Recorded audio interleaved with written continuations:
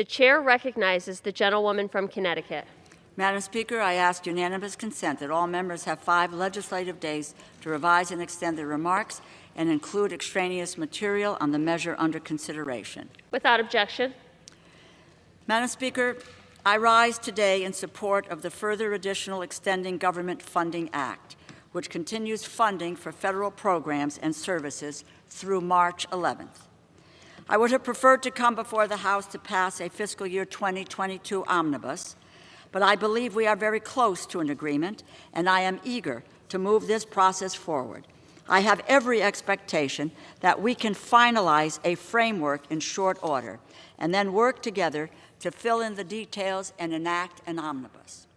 The American people deserve the certainty that comes with full-year funding bills. The transformative investments an omnibus provides will help create good-paying jobs and grow opportunity for the middle class.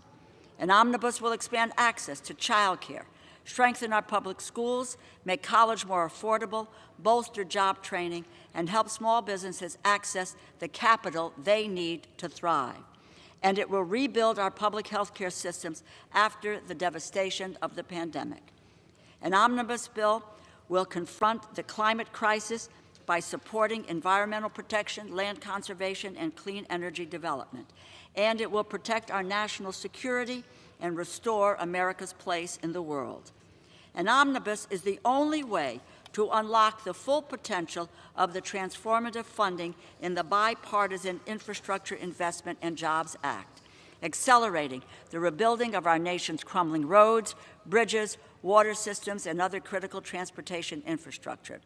Of great importance to the people we represent, an omnibus would enact community project funding that both Republicans and Democrats requested for their districts with strong community support.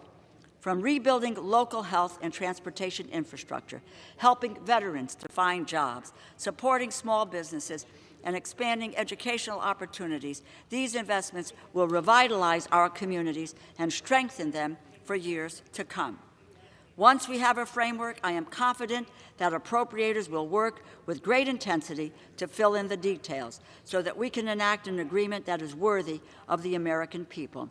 To provide the time to get that done, the Further Additional Extending Government Funding Act continues government funding at current levels through March 11.